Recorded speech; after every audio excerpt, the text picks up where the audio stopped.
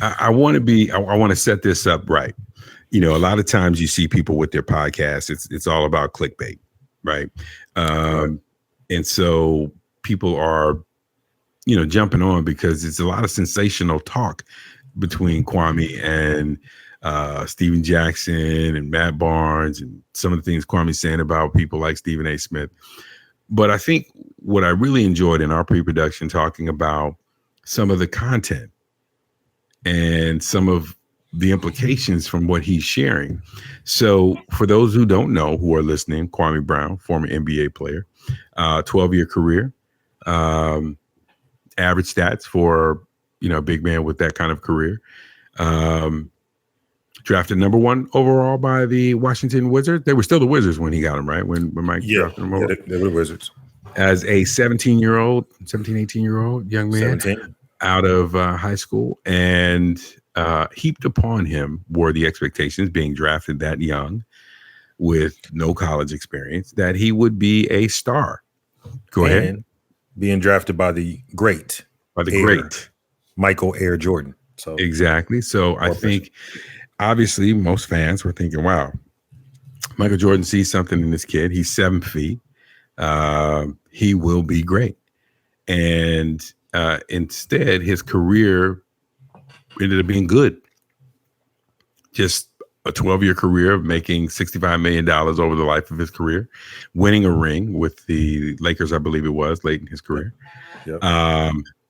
But many of the pundits have over the years referred to him as a bust. They have negatively commented on his career, and he's been fairly silent about that. People have made a joke out of him. TMZ has done things on him on other outlets. So this all came to a head because a couple of NBA players who have a very popular podcast, Matt Barnes and Steven Jackson on All the Smoke, those guys, and I don't even remember what was originally said, but they made some comments and references to him, and Kwame had enough. Had more than enough. And so Kwame's been going out and vocalizing this in some very raw and unedited terms. Mama's cooking is what he calls it. Well seasoned, and going back and forth with these guys, airing it out a bit. But he's made some very, very powerful comments about the impact of all of that. Big Dame, that's what I want to throw at you now. When you hear what's going on with Kwame, when you hear what some of the stuff he's saying, where do you go? Where do you go with that? Well, I think when you listen to some of the stuff he's talking about, a lot of it's grown man stuff. It's just regular old grown man stuff, in my opinion. I'm not privy to the relationship between any of the parties involved, but I do know one of the comments apparently something was said about, that was someone else, that was Charlemagne, mentioned something about his father being incarcerated or his brother being incarcerated in some crime that he may have done. So I think a few of his brothers have been incarcerated. Yeah, I don't know the number, but I know somebody. It was a brother. I think it's 5 of them. 5 of his brothers have been in jail. Well, one of the things he keeps bringing up is my 16-year-old son didn't even know some of the information that he's getting from these people that are just talking. You see what I'm saying? Right. I think that's fueling some of it. Yeah.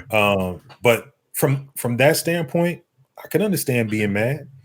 And some of the stuff he's bringing up is stuff that as a society, we really need to stop and take a look at. Now, grown men can say whatever they want to say. Right. I've always been told, this is a free mama said for you right here. You're free to say whatever you want to say, but you are not free from the repercussions and consequences of it. So you can open your mouth and say whatever you want to say to somebody, but you don't have control over how they respond to that. So be careful how you choose your words. And so I think in today's society, and I'm not pointing fingers at any one person in particular, but I think in general, as a society, with social media, with just the way things are now, we've gotten away from accountability. We've gotten away from thinking about what we're saying before we say it. We just having fun. Everybody's just and that's cool. But now when you're just having fun talking on some of these platforms, you're reaching out a whole lot of people. You know what I mean? You're touching a whole lot of people now. It's not just we're not just sitting in the room having a conversation and well, if you weren't there, you missed it. Oh, now everybody saw it. You know what I'm saying? And so I think that it's entertaining. Some of his rants are entertaining, I will say, but all in all, I haven't heard the first lie. You know what I mean? I really haven't heard him tell a lie.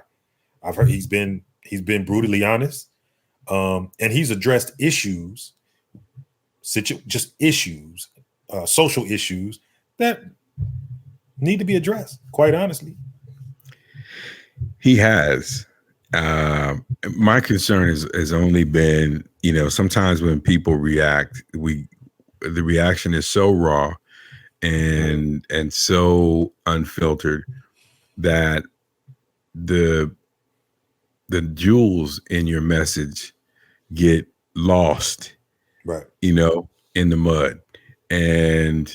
But I understand to some degree, one of the things he talked about was Stephen A. Smith, whose popularity has skyrocketed in the last decade, was one of those folks that when Kwame was young in his career, Stephen A. Smith, referenced him as a bum, a bust and a bum on, national television. Now, I don't know the exact numbers, but you got to figure you've got millions tuning in to First Take. You've got millions tuning in to that outlet that are being reached with that message. And you're talking about a 17, 18-year-old young man. Right. It's like there's something to be said for qualifying what we say, and recognizing. And now I don't think I should be calling a 30-year-old man a bum. You know what I mean? Like you are in the NBA. You did make it to the show. You are in the NFL. You are in Major League Baseball. Right. If your career doesn't live up to what I hoped it would be, okay, but does that make you a bum? I don't. I just think that we've lost respect, and so that's one part of it. The second part of it is then you're looking at the fact that it's a young black man. So as someone who's acquainted with the fight and struggle to get on, to be successful, to be around the game and know some of what these young folks come out of that are fighting for a chance that, hey, if I don't do well at this, I'm not sure if I can change the course my family's on. But if I do well at this, I can not only secure myself a good retirement, but I can dramatically change the future of my children. I mean, it's a generational blessing. And, his pointing out that there's an irresponsibility there. Kwame's not necessarily saying it that way. And so I think that's the other part of the question. Is there something wrong with the way that Kwame's delivering his message? I don't think so. I think my only concern, I don't have a problem with it because so when you listen, I've listened to some of the videos of Stephen A. Smith, some of his critique. Even saw one where Jalen Rose was attempting to defend. And he said the same thing. He said, critiquing him and calling him a bum are two different things. Right. Man's been in the NBA for 12 years, getting paid millions of dollars throughout. You can't call him a bum at that point. You just can't. Especially when you didn't make it. Sniffed it. You didn't go to NBA. You didn't sniff training camp. Right. I don't even know if he made it all the way through college on the team. I don't know what happened, but in fairness, come on now. He's a bum. Right. You know what I mean? So, but it goes back to what we were talking about with respect and accountability and things that we've lost. And sometimes in our zeal to achieve, we forget that there's a responsibility, right? So yeah, we have a responsibility that comes with that. So yeah, I want to get to the money, but I have a responsibility to be around. I have a responsibility to spend it wisely. I have a responsibility to invest it wisely. So I can't just do anything for the money because, I can't do that. So same thing here. I think Stephen A. has done it, has had a great broadcast career from what I can tell. And he seems very self-motivated and ambitious in his efforts. But anybody, not just him, you have to remember in your zeal to achieve, to get to whatever spots in life you're trying to get to, you got to remember that you have a responsibility to the people that you're speaking on as well. You know what I mean? You're speaking about him. Yeah, it's a career, but he's not just a product. He is a person. And you just have to keep that in mind. And I think it's easy to forget that. And then you get caught up in the ether. Well, I guess part of where I struggle, and this is not, struggle is the wrong word. Part of where I come back to my question is that goes both ways. Now, you're right. Go back to your free mama says. Everybody's free to say what they want to say, but you're not free from the repercussions. Right. And so I think when I look at some of the videos and some of the disrespect being fired back as return fire, I hear in it lines being crossed, going back over, right? So you want to throw a jab at a Michael Wilbon, but right. I mean, Michael Wilbon is extraordinarily accomplished and is a landmark following in the footsteps of great columnists, journalists, Black sports writers, and stands as an example of what you should be doing to do justice. I mean, you know, Michael Wilbon is not just PTI. A lot of people just get on because of PTI. They don't go back and know. Same with Stephen A. Smith. Stephen A. Smith was a really good beat writer that worked his way from just turning in stories by a deadline about the game to being able to talk more broadly to a broader audience about sports in general. And I think there's something that has to be, I mean, we've got to respect elements, right? That what these guys go through on every level is more than what we see in the 30 minutes or the full hour that we catch them daily or periodically or whatever. If they turn into characters, they choose to turn themselves into characters, we have to treat them appropriately. And I think it's not Kwame's responsibility to now be ultra respectful of the people who have fired disrespect at him. But if your message is that we've lost respect, you don't necessarily reinforce that by being disrespectful. You know what I'm saying? Right. No, I agree. But I understand. That's all I'm saying. I understand. I agree with you. I agree with you. And I feel like once you get your first couple licks out, he's been going at it for, you know, I got a week now, right? Yeah. So you didn't fire him up pretty good. You know what I mean? You didn't even hit some collateral damage and hit people that probably bystanders. But I understand.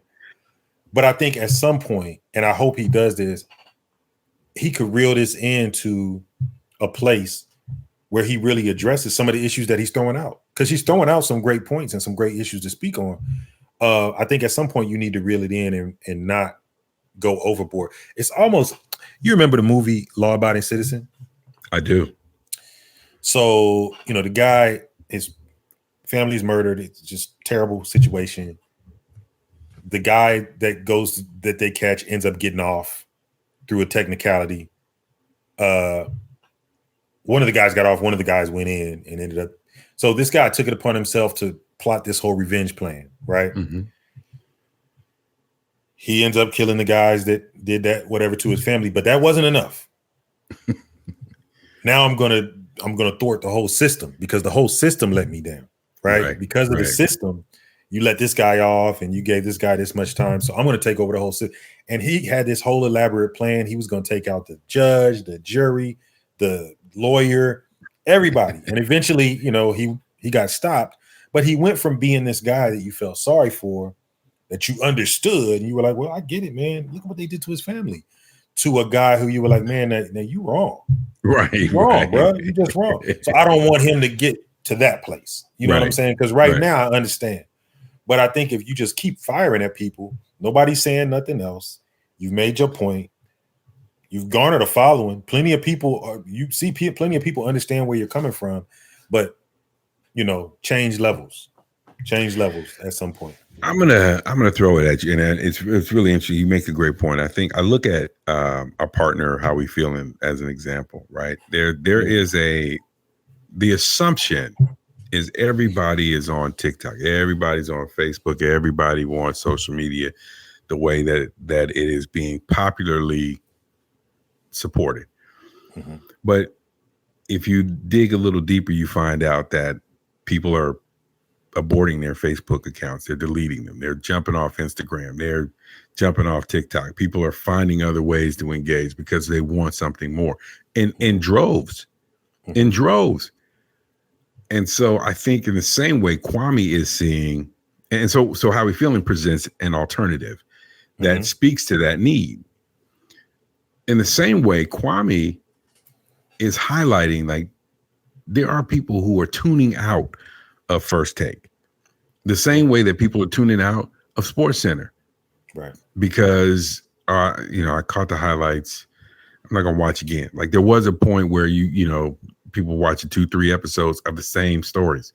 Now people are like, man, I'm tuning into some of these blogs. I'm following some of these people on YouTube. I'm following people here who are talking about stories or giving them news in ways they hadn't gotten. And I think Kwame is speaking to a value set that says, hey, you get on, talk about stats, talk about metrics, give us a story beyond he's a bum, he's a disappointment, he's a sensational star, and because he's a player, he gives you that behind the scene peek that the truth is you're pumping this guy up because he's friends with this guy and you want to get cozy up to that person. So that's why you want to make that story great. Right. And so he's giving you that peek behind the curtains that you hadn't gotten and saying, but look at the character. Look at the character. Is that somebody you really want to be behind? Is that somebody whose character you really want to point your child at and say, hey, be like that guy? Maybe not. And so I think, to your point, there's an opportunity for Kwame to set himself up in a way, because in truth, he's a great story, right? Yeah, absolutely. You got multiple siblings who take a different route with negative outcomes. But you're an honor roll student who at 15 got a full ride to the University of Florida. It's already clear by the time you're 15, because of the work that you're putting in and the talent that you have, that your mom is not going to have to pay for your college education. So at a minimum, you've already added value. Right. And in the next 2 years, you play yourself beyond that to an earner who financially can buy your mom a house, and security is there, who within 4 years of being in the league, nobody's got to work anymore. Right. Right. And, say what you want to say, but the people talking about him played longer, made less money. So, I mean, here's a kid who took everything he had, and by the time he was 30, was a multimillionaire, able to retire. And people talking about him still have to work. You know what I'm saying? There's a great story in Kwame Brown about what people should be looking to the professional sports to give them. Right? It's, if you're going to do it, leverage it the right way. Maybe you don't make the Hall of Fame, even the Naismith Hall of Fame. Maybe you don't make it even the Naismith, but you can be in the Hall of Fame of life. Right. There's that story. But, people want to take the sound bites of disrespect and fuel something that really is nothing more than black men tearing down black men. And that's what I hope he doesn't get lost in that fight. Yeah. And I think, I think that's one of the things he's fighting against. But like you said, you don't want to fight against it with the same venom. You know what I mean? Because it seemed as long as Stephen A was talking, he didn't say anything. Right. It wasn't until he felt disrespected by Steven Jackson and Matt Barnes. Matt Barnes. And I feel like it was because, but hold up. They part of the same brotherhood. They know the game. They know how things can happen. They know the grind. They know I was in the league for 12 years. So they know there's no way I could have been a bum. How dare you talk bad on me when I don't know how long Matt Barnes was in the league, but 14. I don't know if it was 12 years. 14. Okay. So around the same. But I think that's what set him off. I think that it seems like at that moment, that's when he was like, wait a minute. Really? That's what we're going to do? Okay. I got something for you. So I think that it was more of a betrayal feeling. It seemed it almost seems like he feels like they tried to betray him. So maybe that's why he's unleashing. But to your point, you make a great point. It's an awesome story. And I just don't want to see him go too far to the other side. You know what I mean? I also don't think we need to be making these softies, though. I think that there needs to be, listen, if you go and you're going to play on the stage, there's going to be commentary about your play.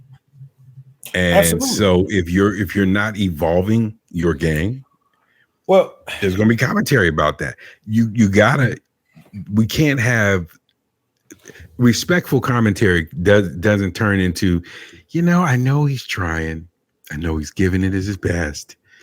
And it just doesn't seem to be quite working out for him. You're not going to get that. You're not going to get that. If I asked you who the biggest NFL bust was, there's probably a few of them. Who would you say?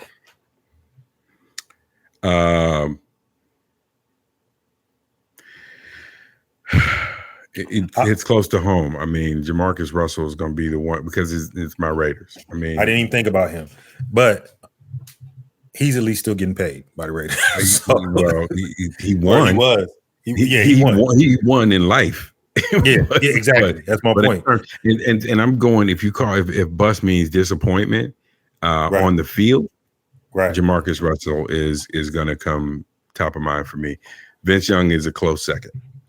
So when I think of a bust, I think of Ryan Leaf, right? Sure. Now I think of Ryan Leaf, but then I think about his story. He had a substance abuse issue. He went down that road. He has since cleaned himself up. He's got some stuff, great stuff going on. Now, what's funny about that is he was called a bust for a while. I mean, and I don't like the word bust, but he didn't live up to expectations at all. Number one pick, and he did nothing. But there's been a couple of stories on him on ESPN. Great stories, telling his story, outlining his recovery, showing how great the work he's doing now is and how successful he is now and how he's come out on the other side of it, right? Mm-hmm. Great. The narrative was changed, right? They're not still talking about 10 years after he's done playing football. Man, Ryan Leaf, what a bust. Ryan Leaf, what a bust. They're not still doing that. So why are we Kwame, his last game was in 2013. It's been 8 years ago. Why are we still? Why is he still the go-to token joke? You know what I mean? When I need some material, I'll just throw Kwame's name out there. You know what I mean? It almost feels like right. So instead of highlighting the great story, like you just did, he's a young boy, 17 years old. He said, the first thing I'm gonna do is buy my mama a house. He bought her a house on a golf course. Like you said, made $65 million over the course of his career. He looks as though he has done well with his money. Mm-hmm. I mean, that's an awesome story. That's life-changing. That's wealth building at its finest. Why are we not highlighting that? You know what I mean? If you look at the scales, brother, it's something else at play. You know what I mean? In my opinion. I think that's what he's alluded to. And I think that's what he highlights. And I think that's why it's important. You know, when you talked about bringing this up at first, I remember we went back and forth. I was like, what are we going to talk about that for? But I think looking closer, there is a reason to have this conversation because somebody's got to be willing to say what he's saying. Don't fall for the simulation. Right. Don't fall for what you see on the surface. I mean, there's so many people now who are clipping excerpts of what he's posted and clicking excerpts of what somebody else has posted, put a caption, and hey, click on this, because all they want are the likes and the follows and the shares to build up their platform, make some money off trash. I mean, Think about it this way. You hungry? You out, you got to get something quick. I'm going to fly by the fast food spot. So that's already not your best choice, but we all have had to make that choice. Mm-hmm. But you don't pull up to the fast food joint and then go to the dumpster and look and see what other people have half eaten and thrown away. Right? You want to go in and at least get your own stuff. Right. That's, to me, clickbait on the sound bites between them that focus on the name calling and, oh man, Kwame roast Stephen A. Smith. Well, Kwame's saying so much more. Right. And that's what I think. I think somebody's got to be willing to highlight that in order to really advance the conversation beyond just the visceral disrespect that is in that argument that has real people feelings underneath it. I mean, I don't know if Matt really cares. I don't know if Stephen really cares. Kwame really cares. Mm-hmm. And at the end of the day, we said earlier, the NBA fraternity has been spoken of by its legends as a fraternity more than any other league that I know of. And I think that the greats probably sit back and look and say, man, it's a shame.